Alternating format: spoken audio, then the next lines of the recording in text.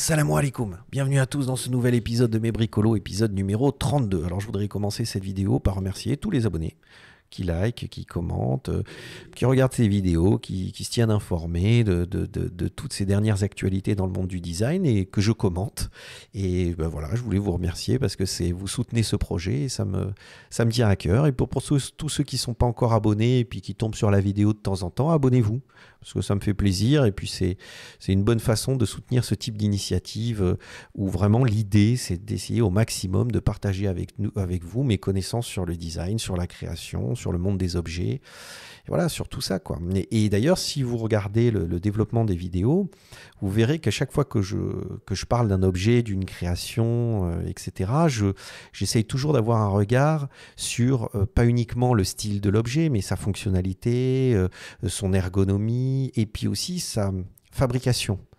La technique de fabrication, les matériaux utilisés. Et ça donne une dimension, une lecture de l'objet différente. Ça permet de comprendre plus en profondeur l'objet. Et moi, c'est quelque chose, et je l'ai expliqué dans une vidéo, d'ailleurs, je vais mettre le lien dans la vidéo en haut quand ça arrive, c'est en haut à droite de cette vidéo, et où je parle justement de la Nike Air 180 qui m'a fait découvrir le monde du design, et j'étais tellement fasciné par sa fabrication, comment elle était fabriquée, parce qu'avec cette bulle d'air qui était emprisonnée dans la semelle, je ne comprenais pas comment c'était fait. Allez, j'avais 12 ans, hein, et j'avais découpé la chaussure pour comprendre comment elle était fabriquée. Et donc, c'est par les techniques de fabrication, par l'ingéniosité des designers que je me suis intéressé à ce métier et que j'ai fait ce métier. Donc, pour moi, les techniques de fabrication et les matériaux sont très importants dans la compréhension d'un objet. Et c'est aujourd'hui, cette vidéo, ben justement, je vais vous parler de ça. Alors, souvent, on se dit que s'arrêter sur les techniques de fabrication, c'est compliqué. C'est des ingénieurs, c'est des matériaux qui sont complexes, etc. Et c'est vrai. C'est-à-dire, il existe une infinité de techniques de fabrication, ne serait-ce que par exemple, si on prend le cas du moule, de mouler un objet, il y a 1 milliard de façons de mouler l'objet et les matériaux qu'on utilise pour mouler l'objet. Mais maintenant, quand on comprend le principe général, on peut comprendre la fabrication de l'objet. Donc, finalement, si vous vous intéressez un petit peu, même si vous n'êtes pas designer, je vous promets, hein, c'est-à-dire que c'est toujours intéressant de comprendre comment c'est fabriqué, comment c'est assemblé. Et puis, ça peut nous aider au quotidien, c'est-à-dire ne serait-ce que si demain on décide de réparer un objet, de se dire, tiens, comment je peux le réparer, mais de comprendre dans quel matériau il a été fabriqué, comment il a été fabriqué, peut vous permettre de le réparer plus facilement.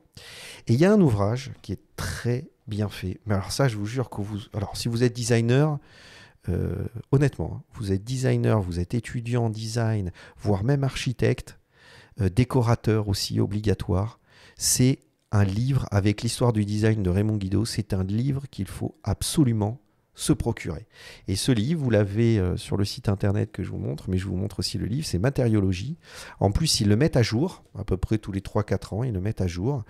Ça, c'était l'ancienne nouvelle édition, et là, il y a encore une nouvelle édition que je risque de m'acheter d'ailleurs. Et c'est un livre qui est extrêmement bien fait, et qui vous explique par ordre alphabétique les matériaux et les techniques de fabrication, mais il vous les explique de façon simple. Il y a des par exemple, là, regardez, on arrive sur la page des assemblages, des types d'assemblages dans la menuiserie. C'est-à-dire, alors principalement dans la menuiserie bois, mais il y a un peu tout. Et on explique les différents types d'assemblages. Et ce qui est très, très particulier avec ce bouquin, c'est que les textes sont très bien faits et permettent de facilement comprendre les matériaux et les techniques de fabrication. Et c'est extrêmement bien illustré. Donc c'est cette agence qui s'appelle Matériaux qui a développé cet ouvrage. Et donc je vous montre par exemple, ils ont mis 2 pages d'exemples où par ordre alphabétique, ils montrent un matériau, donc par exemple le bronze, ils donnent les caractéristiques du bronze, ils mettent des icônes sur les objets qui sont dans lesquels cette matière est utilisée le plus. C'est extrêmement bien fait. Donc en fait, très facilement, si par exemple demain vous décidez de fabriquer un objet ou de concevoir un objet, puis vous voulez savoir avec quel matériau vous pouvez le fabriquer, très facilement avec ce bouquin, ben voilà, vous pouvez vérifier, regarder et apprendre. Et sinon, un objet que vous avez, que vous souhaitez réparer, ou même un objet où vous êtes simplement intéressé par les matériaux, c'est vraiment moi, je m'en sers tout le temps. Pourtant, c'est une façon simple de comprendre ces techniques de fabrication. En cours, quand j'étais à l'ENSI, c'était des fois beaucoup plus complexe. Hein, quand on apprenait les moules d'injection, l'extrusion, etc., c'était des fois beaucoup plus complexe. Et là, vous voyez, là, par exemple, vous avez une illustration qui vous montre un petit peu comment un matériau peut être fabriqué, transformé. C'est extrêmement simple à comprendre. Avec le texte à côté, vous comprenez tout. Donc, c'est vraiment très bien fait. Et c'est un livre qu'il faut absolument avoir. Alors, justement, il est disponible, par exemple, chez Frame, qui est quand même le magazine référent. Et pourquoi j'ai sélectionné cette page? Pas uniquement pour dire que les plus grands conseillent de vous procurer ce livre. C'est aussi pour vous montrer, parce qu'ils ont mis plus d'illustrations. Et c'est vraiment très ludique. C'est vraiment très facile à comprendre. Là, par exemple, il parle du frittage de poudre, il parle de l'assemblage, de la thermofusion, etc. Donc, c'est très intéressant. Les matériaux composites, qu'est-ce que c'est? Alors, en plus, il y a une façon d'illustrer qui est très intéressante et souvent très ludique. Et voire, il y a de l'humour dedans, donc c'est très sympa. Donc, ça, franchement, ça se lit facilement. Et c'est très important d'avoir ce type de livre avec soi pour comprendre. Et d'ailleurs, quand je vous parle d'illustration, c'est General Design, c'est cette agence graphique qui a fait ce bouquin. Alors pareil, ils nous permettent d'avoir plusieurs illustrations qui vous permettent de voir. En fait, ce que j'essaie de vous montrer avec ça, avec ces différents liens, c'est vraiment d'essayer de vous enlever cette inquiétude d'un « Oh, Younes, il nous parle d'un livre sur les matériaux et les techniques de fabrication, c'est complètement barbare, je vais rien comprendre. » Et en fait, ce que j'essaie de vous montrer, c'est qu'au contraire, pour le coup, c'est un livre qui est très facile d'accès et qui va vous permettre de comprendre énormément de choses sur les matériaux et sur les techniques de fabrication. Et vraiment, vous êtes jeune designer confirmé, vous êtes architecte d'intérieur, architecte, décorateur, styliste. J'allais même dire designer graphique parce qu'il parle d'impression sur ce bouquin. Il faut absolument vous le procurer, quoi. Vraiment, c'est vraiment un bouquin, ça fait partie des bouquins. Moi, quand on me dit Younes, pour commencer le design, qu'est-ce que je dois acheter? Histoire du design de Raymond Guido et matériologie, c'est vraiment de cette agence matériaux, quoi. C'est vraiment un livre à avoir. Alors, il coûte un peu cher, il coûte 50 €. Je pense que vous pouvez le commander au Maroc, dans une bonne librairie. Alors, au Virgin ou à la Fnac de Casablanca, je suis sûr que vous pouvez vous le commander. Mais il faut l'avoir, c'est un bouquin qu'il faut avoir, c'est impératif.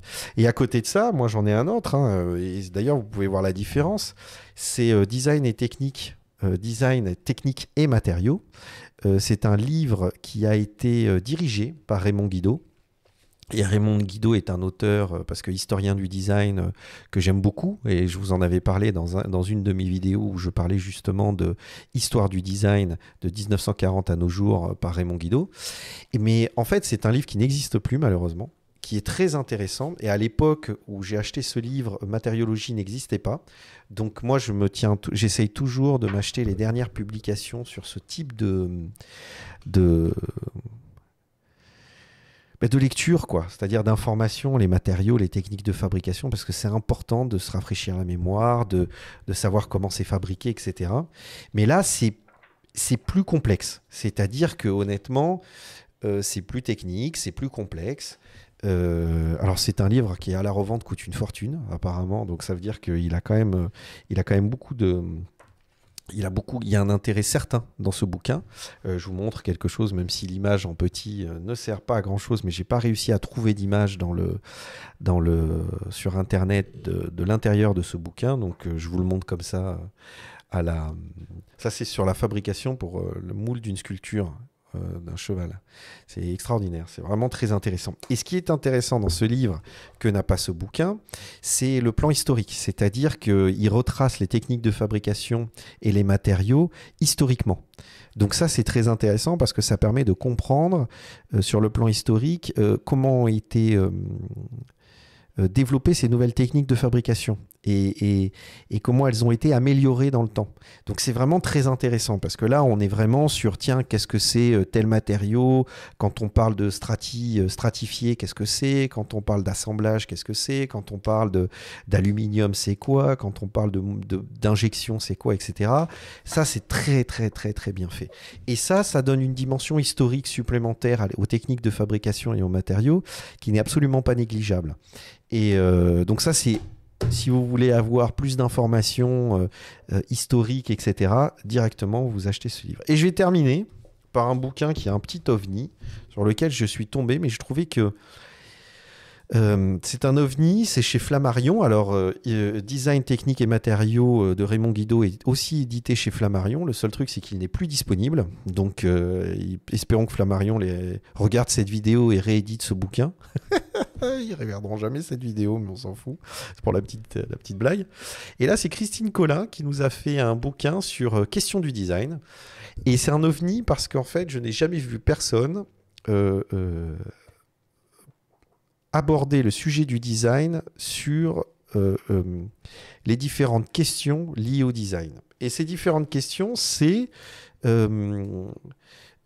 qui, quoi, où, quand, comment, combien, pourquoi. Et en fait, ce sont les questions qu'on se pose quand on va commencer, ou par exemple, on est un client qui vient nous voir, qui dit voilà, je voudrais développer tel type de produit, etc. Et en tant que designer, on lui pose ces questions. C'est-à-dire, on lui dit c'est pour qui, c'est quoi, ça va être vendu où, pendant combien de temps, ou est-ce que c'est ponctuel, est-ce que c'est par exemple une scénographie ou c'est quelque chose qui va durer dans le temps, comment on va le fabriquer, etc. Combien ça va coûter et pourquoi. Et ça, ce sont des questions vraiment qu'on se pose avec les clients ou aux clients, ou que les clients peuvent nous poser aussi directement quand on leur propose de dessiner des objets. Donc c'est vraiment très intéressant parce que aborder les questions du design et mettre les objets du design au regard de ces questions du design permet d'avoir une analyse et une compréhension du métier du design plus précise. Et en fait, c'est vraiment très bien fait. Alors, c'est un peu brouillon parce que, en fait, ils ont repris un petit peu l'idée des comment ça s'appelle? Vous avez une image là sur le site internet. Alors, j'ai ma ganache devant, donc ça ne sert pas à grand-chose. Mais on voit à peu près là, si vous voyez en haut. Attendez, je vais passer sur la vidéo d'à côté, voilà, où je me vire complètement, comme ça au moins vous voyez mieux l'image. Et donc c'est fait un petit peu comme des comment ça s'appelle, comme des cahiers de tendance où en fait on met des objets et on écrit vite fait dessus comme des tableaux de recherche. Et c'est pas plus mal. Donc c'est vrai que c'est un langage graphique. Qui me parle beaucoup parce que dans le design, on a tendance à faire ça pour aller vite et pour emmagasiner un maximum d'informations et pour favoriser ce flux de la création sans être obligé de s'arrêter pour proprement constituer une fiche de recherche, un tableau de recherche. Donc, mais par contre, comme c'est fait de cette façon-là, c'est très intéressant parce que ça permet d'avoir une vraie lecture des différentes classifications, des questions qu'on se pose. Et après, il y a une partie qui est plus écrite, plus construite sur justement les objets, etc., etc. Et dans la partie comment, justement, ils abordent cette question de la fabrication, c'est-à-dire que vous voyez ici, c'est comment fabriquer. Et c'est une question qu'on se pose. Et là, ils abordent les techniques de fabrication, ils abordent les matériaux, les différents moules. Alors, j'essaie de vous montrer sur la vidéo, mais j'ai l'impression que ça sert absolument à rien. Donc, je vous dis, question du design de Christine Collin, très intéressant, et aussi très intéressant quand on commence à faire du design ou qu'on est intéressé par le design. C'est-à-dire que moi, en fait, ce que j'essaye de vous montrer avec ces 3 bouquins, c'est que les questions du design sur comment on fabrique, pourquoi on crée cet objet, comment on va le créer, etc., sont des questions qui sont fondamentales et qu'on doit absolument se poser quand on fait un projet de design. Et on est aidé par des bouquins qui sont très intéressants et qui vous permettent de pouvoir en tout cas vous orienter, répondre à vos questions, mais surtout, s'ils n'y répondent pas complètement, ils vous orientent. Et après, c'est à vous de faire votre recherche. Donc ce livre Matériologie est très intéressant parce que franchement, c'est... moi, quand il est sorti, je me suis jeté dessus parce que c'était vraiment... J'attendais un bouquin comme celui-là. Alors, on vous dit à tel point, je vous en fais une promo pas possible et je suis pas sponsorisé. De toute façon, c'est pas demain la veille que je vais être sponsorisé.